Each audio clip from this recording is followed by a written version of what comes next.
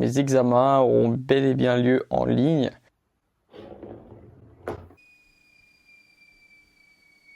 Comme je suis tout seul, tout dépend de mon humeur. On va aussi la jouer stratégique parce qu'il n'est pas question de réviser comme d'habitude. Ça va bien se passer et on va tous réussir.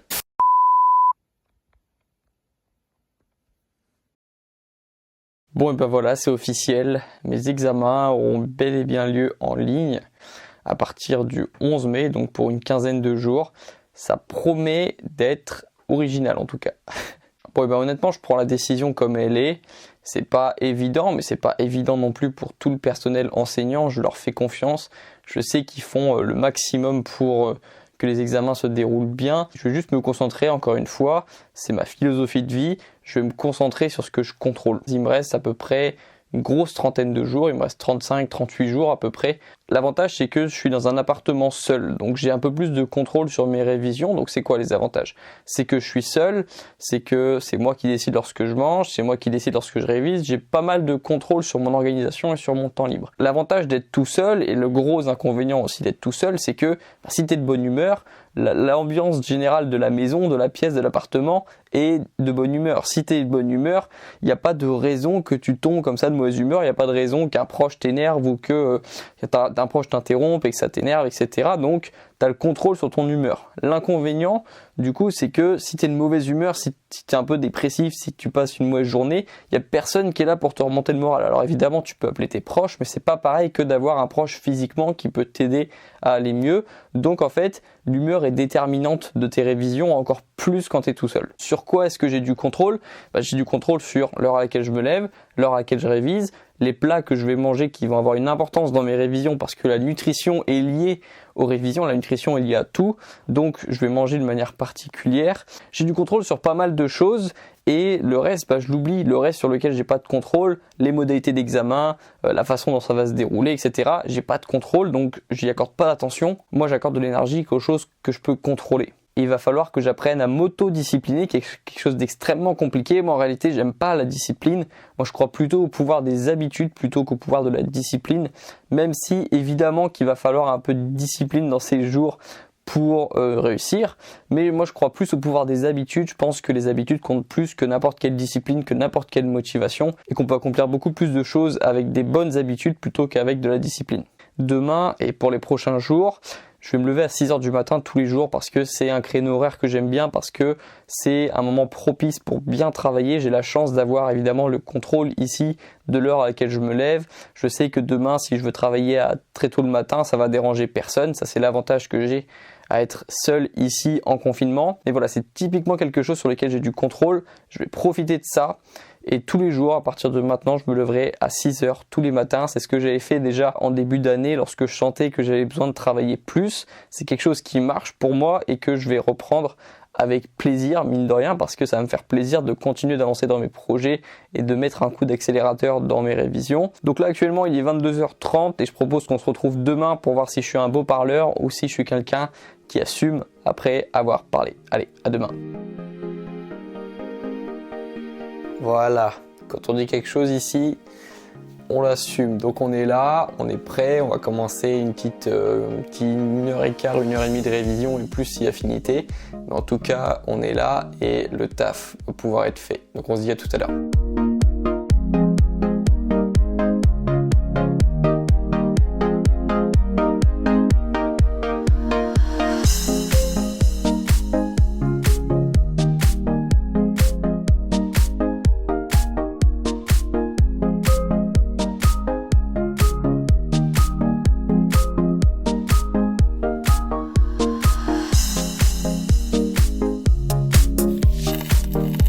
On va aussi la jouer stratégique parce qu'il n'est pas question de réviser comme d'habitude. Évidemment, les examens vont être très différents de ce qui est proposé d'habitude, très différents de tous les examens que j'ai pu avoir depuis que je suis à l'université depuis 4 ans. Donc il va falloir la jouer malin, je pense, et il va falloir apprendre différemment, justement parce que les professeurs vont pas nous attendre sur des questions de cours, parce qu'ils savent que potentiellement, on peut avoir, je sais pas comment ça se passait, mais potentiellement ça veut dire qu'on peut avoir nos cours avec nous, et potentiellement les examens vont être plus courts. Par exemple, moi j'ai une matière ATD qui normalement et fait l'objet d'un examen de 3 heures. Et là, en l'occurrence, j'ai reçu un mail de mon professeur qui nous indiquait que l'épreuve durait seulement 1 heure. Donc toutes les matières vont être chamboulées, toutes les modalités d'examen vont être chamboulées, donc on va pas apprendre de la même façon que d'habitude. Je vais peut-être avoir un peu moins de par cœur et un peu plus de compréhension. Je vais essayer de comprendre mes cours de manière transversale et pas seulement apprendre tous mes cours par cœur comme je peux le faire pour certaines matières, notamment les petites matières à petits coefficients. C'est des matières qui normalement sont assez sujettes à des questions de cours. Et moi, il n'est pas question du coup que j'apprenne de la même façon que d'habitude. Je pense qu'il faut voir les choses comme ça parce que évidemment, on peut pas se permettre de réviser comme d'habitude. C'est des circonstances exceptionnelles, donc on va adapter sa façon de travailler. Je pense que c'est une manière intelligente et réfléchie de faire. No, I'm not down, no, I'm not out. If I got a voice, they gon' hear me shout. I can make my own choice and we've all got a mouth. I'ma make noise, yeah, that I don't doubt. I don't feel failure, not yet. Mistakes. Hop, on se retrouve directement en fin d'après-midi, il est à peu près 18h. Moi, il y a un horaire que je déteste et je me connais maintenant, je sais comment je marche, comment je fonctionne. Il y a un horaire à laquelle je déteste travailler, c'est l'horaire 13h, 16h, 13h, 17h, j'arrive pas du tout. Du coup, j'en profite pour plutôt gérer ma procrastination à ce moment-là. Si j'ai envie de procrastiner, je le fais à ce moment-là. Si j'ai envie de regarder des vidéos YouTube, je le fais à ce moment-là. Si j'ai envie de faire des trucs un peu plus créatifs, comme filmer mes vidéos, monter, réfléchir à des idées, etc. Je le fais à ce moment-là parce que c'est pas un moment pour moi de travail et j'ai d'autres choses que je préfère faire à cet horaire-là. Et l'idée derrière ça, c'est que déjà il y a des horaires auxquels on préfère travailler. Toi et moi, on a des horaires différents. Peut-être que toi aussi tu préfères travailler le matin ou le soir, ça dépend. Mais en tout cas, moi, l'horaire de l'après-midi, après le déjeuner, je sais que c'est pas du tout un horaire pour travailler pour moi. Et un conseil que je peux te donner concernant ton organisation, et c'est un des principes que je donnais dans ma formation sur l'organisation que j'ai sorti il y a pas longtemps, c'était l'idée d'avoir des actions qui fonctionnent en synergie dans ton emploi du temps. Le problème, c'est que la plupart des personnes, quand elles prévoient leur emploi du temps, elles prévoient des actions comme ça à faire dans la journée, mais qui n'ont pas forcément de rapport entre elles. Par exemple, typiquement, après un gros repas, je suis incapable de travailler moi. Alors qu'en revanche, après une séance de sport ou en me levant, juste quand je viens de me lever, là c'est des horaires où j'ai moins de difficultés à travailler. Et l'idée que je pourrais te donner, c'est si tu prévois ton organisation, essaie de prévoir des actions qui ont un rapport entre elles et qui coulissent bien entre elles au fur et à mesure de la journée en fait, qui fonctionnent bien entre elles. C'est ça que j'appelle avoir une synergie dans tes actions. Et moi, typiquement, un exemple d'action qui fonctionne bien en synergie pour moi et pour la plupart des gens, je pense, c'est sport et ensuite méditation, ou sport et ensuite lecture, ou sport et ensuite révision. Parce que le sport, je trouve qu'après une séance de sport, on a plus de facilité à se mettre au calme et à faire des choses intellectuelles. De la même façon que moi j'aime bien, après avoir mangé, faire une balade, j'aime bien me promener parce que ça me permet de pas avoir cet effet-là lorsque tu somnoles un petit peu après avoir mangé un gros repas ou même un repas, la digestion te prend tellement d'énergie que moi j'arrive pas à travailler après. Donc c'est pour ça qu'il faut apprendre à se connaître et il faut apprendre à avoir une organisation qui fonctionne bien, c'est-à-dire qui prévoit au fur et à mesure de ta journée des actions qui ont un sens entre elles et qui fonctionnent bien l'une après l'autre. Donc là je vais faire une séance de sport et puis ensuite je pourrais passer à autre chose de plus intellectuel où j'aurai plus de facilité à réfléchir tout simplement et je pense qu'on pourra se mettre une deuxième séance de révision dans la journée. Donc là, petite séance de sport et on passe à la suite. I'm not down, no, I'm not out. If I got a voice, they gon' hear me shout. I can make my own choice and we've all got a mouth. I'ma make noise, yeah, that I don't doubt. I don't feel failure, not yet. Mistakes they make, yeah, better don't regret. And like Drake said, man, I'm upset. Too many people out here wasting their breath, yeah, yeah. And still I feel like we've just all been going crazy. Too many people need to find themselves some safety. Just take control of your life.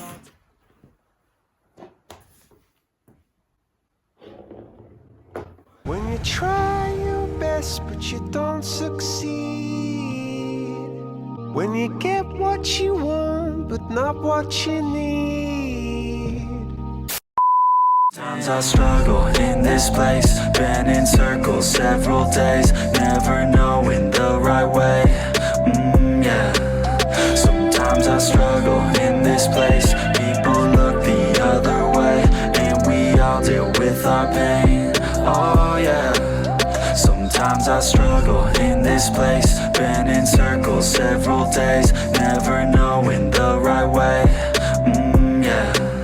Sometimes I struggle in this place, people look the other way, and we all deal with our pain, oh yeah.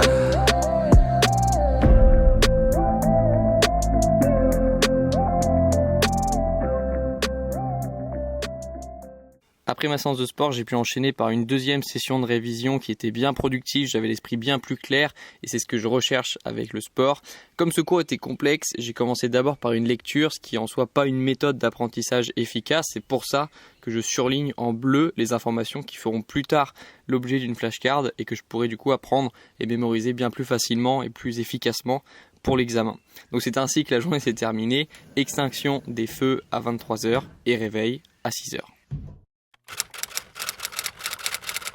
La raison pour laquelle il est intéressant de se lever tôt, c'est toutes les raisons évoquées dans le livre Miracle Morning, qui est le best-seller sur le sujet, qui motive des milliers de personnes à se lever tôt chaque jour. Les raisons, ce sont toujours les mêmes, c'est celle de se lever tôt le matin pour avoir plus de temps dans sa journée, pour se créer du temps qui va être consacré à soi, parce qu'il y a beaucoup de personnes qui travaillent beaucoup d'heures chaque jour et qui n'ont jamais le temps, lorsqu'elles rentrent le soir à 19h, lorsqu'elles ont des enfants notamment, elles n'ont jamais le temps de se trouver du temps pour soi. Moi, ce qui me plaît dans le concept de se lever tôt, c'est l'impression d'être le premier à se lever dans la ville, dans son appartement, dans l'endroit où on est, d'être le premier à faire, de lancer la machine plus tôt que les autres et de prendre de l'avance sur les autres. L'avantage pour moi aussi, c'est que ça m'enlève pas mal de distractions parce que évidemment à 6h du matin, tu as beaucoup moins de messages, tu as beaucoup moins de mails et moi je reçois au cours de la journée beaucoup de notifications qui parfois sont importantes, parfois moins, mais qui me distraient, qui ont tendance à beaucoup me distraire dans la journée et donc à réduire un petit peu ma productivité. Le problème, et on en arrive au problème, c'est que le fait de se lever tôt va t'apporter une motivation extérieure, on va dire, qui vient pas de toi, mais qui vient de cet état d'esprit. Tu verras que c'est un moment différent, parce que quand tu te réveilles aussitôt et que le soleil est même pas encore levé, tu es dans un état d'esprit différent qui va te donner peut-être une motivation supplémentaire en effet. Mais le gros problème, c'est que c'est pas magique. Et si le projet pour lequel tu te lèves à 6h n'a pas réellement de sens pour toi, c'est pas ça qui va te permettre de donner du sens. C'est pas une heure de lever qui va te permettre d'avoir plus de sens et d'avoir plus vraiment de motivation, qui va te donner le feu sacré pour accomplir ce que tu as envie d'accomplir. Pour mes révisions de décembre, je m'étais levé régulièrement à 5h30, 6h. Et comme c'était en plein milieu d'un challenge pour moi et que ça avait beaucoup de sens, en effet, ça avait été très bénéfique pour moi. Ça m'avait permis de me sauver, de sauver complètement mon semestre. Le problème, c'est qu'en ce moment, les révisions ont très peu de sens pour moi et ont perdu tout contexte parce que normalement, je suis assez régulièrement à l'université, je suis au contact de mes professeurs. Ça entretient un lien avec mon université que je n'ai plus du tout en ce moment parce que comme je te l'ai dit en début de vidéo, c'est mon lieu de vacances ici. Et du coup, je sais pas comment l'expliquer, mais je suis pas du tout dans mon environnement d'habitude, mon environnement de travail. Et les révisions n'ont quasiment aucun sens ici. Justement, lorsque je suis ici, c'est pour déconnecter de ma vie étudiante. Et c'est très compliqué pour moi. Et mine de rien, c'est quelque chose qui m'a empêché de réviser cette semaine. Et surtout en ce moment, mes autres projets, mes projets personnels prennent une ampleur assez importante et eux, ils regorgent de sens mes projets en ce moment et c'est extrêmement difficile cette barrière, cette frontière carrément entre mes projets universitaires et mes projets personnels d'un côté qui manque complètement de sens, qui manque complètement de contexte et de l'autre il y a mes projets personnels qui eux prennent du sens, prennent de l'ampleur et c'est très difficile en fait d'avoir les deux en même temps. Mais du coup, j'ai essayé de résoudre le mauvais problème. En tout cas, c'est pas comme ça. J'ai pas fait les choses dans l'ordre.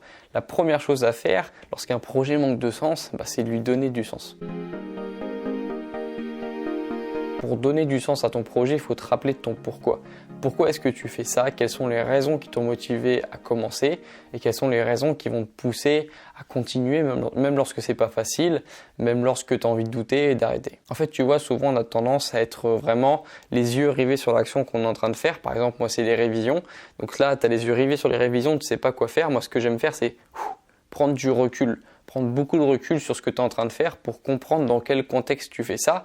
Donc moi typiquement, lorsque je révise, c'est pas pour réviser, c'est pas pour apprendre, c'est pas pour la joie d'apprendre. Et si j'apprends, c'est aussi pour des besoins de légitimité parce que je suis quelqu'un qui donne des conseils aux étudiants notamment, donc j'ai besoin de me sentir légitime dans ce que je fais et réussir mes études me rend légitime. C'est aussi un besoin de réussite, j'ai envie de réussir, j'ai envie d'avoir des projets ambitieux. Cette année, c'est un challenge énorme que je me suis lancé pour moi. C'est peut-être le challenge le plus ambitieux que j'ai jamais lancé depuis que je suis né et j'ai envie de réussir ce challenge, de réussir mes études et ma chaîne YouTube. En fait, c'est un peu comme un retour aux sources. C'est lorsque je sens que je suis plus motivé et que j'arrive plus à m'y mettre, je me prends beaucoup de recul, je prends beaucoup de recul sur la situation et je me rappelle de pourquoi j'ai commencé et je me rappelle de ce qui va me permettre de me rendre fier plus tard. Parce que c'est ça réellement qui me motive et pas seulement le fait d'apprendre des cours. En fait, je suis pas assez passionné par mes cours pour trouver du plaisir juste dans l'apprentissage des cours. Moi, je prends du plaisir dans la réussite, je prends du plaisir dans les challenges et c'est comme ça que j'arrive à donner du sens dans mes projets, surtout à l'université.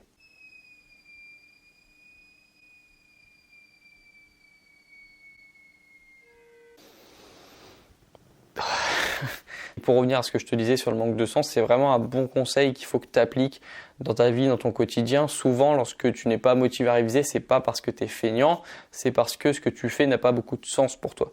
Et il faut te rappeler, il faut donner du sens, il faut donner du contexte à ce que tu fais pour pouvoir ensuite profiter d'un plus de motivation, d'un plus de volonté. La volonté doit venir de plus haut. Elle ne doit pas venir seulement de la tâche que tu es en train de faire, sauf si vraiment tu es passionné par ce que tu fais. Typiquement, moi, lorsque je fais une vidéo YouTube, lorsque je fais un podcast, j'ai pas besoin de me rappeler pourquoi je fais ça, parce que j'aime faire ça. Je vais aller écrire l'email de demain aussi, que je vais envoyer demain à 9h à ma newsletter. Et si tu n'es pas encore inscrit à ma newsletter, il faut que tu le fasses maintenant, parce qu'en ce moment, j'en envoie un chaque jour, et chaque jour, tu perds une occasion d'avoir un mail qui est rempli de bonnes astuces sur lesquelles je passe du temps à écrire, à te donner de bons conseils pour que tu puisses apprendre plus vite, pour que tu prennes plus de plaisir dans tes études. Justement, parler du sens. Le sens, j'en parle souvent. Il y a plein d'autres sujets que j'aborde dans mes mails. Il faut vraiment que tu nous rejoignes. On est plus de 2500 étudiants sur ma newsletter. On sera bientôt 3000, puis 4000, puis 5000. Mais en tout cas, il faut que tu nous rejoignes maintenant. Écoute, en ce moment, je sais aussi qu'il y a beaucoup de personnes qui ont des moments un peu de relâche, mais des moments un petit peu de déprime aussi. Et sache que ça m'est même arrivé à moi aussi, qui suis pourtant quelqu'un d'extrêmement positif. Et je me dis que même moi, alors que j'ai beaucoup de chance, ça m'est arrivé aussi d'avoir des moments de moins bien. Alors j'imagine pas les personnes qui ont un peu de moins de chance que moi. Donc voilà, je voulais t'envoyer mon soutien aussi parce que je peux pas faire grand chose d'autre, à part faire mes vidéos, à part faire mes contenus. Je peux pas partager grand chose d'autre. Je peux pas vous voir, on va pas faire de meet-up en ce moment, mais je peux vous apporter mon soutien, je peux vous apporter de la motivation, je peux vous apporter des conseils. Ça, c'est ce que je fais depuis septembre, c'est ce que je pense faire bien et c'est ce que je vais continuer à faire. Évidemment, comme je te l'ai dit dans la première vidéo, ça va être une bonne année, ça va bien se passer et on va tous réussir. Donc voilà, moi je te dis bon courage dans tes projets et bon courage dans tes révisions et à très bientôt dans la prochaine vidéo. Ciao. Growing up ain't easy. Too many things to do weekly. Too many thoughts to think deeply. Too many thoughts to be sleeping. Yeah, oh my God, I'm not eating. I feel so empty, I'm receding. And all of my friends are misleading. All of these posts and the lives they're leading. Yeah, oh, no way, I ain't gonna stand for this today. I'ma keep my head down, I'm okay. I don't wanna listen to a word they say. And we all know fear is a slogan, yeah. And we all feel broken, yeah. And we all outspoken. Need someone who could just go. Sometimes I struggle in this place. Been in circles several days, never knowing the right way.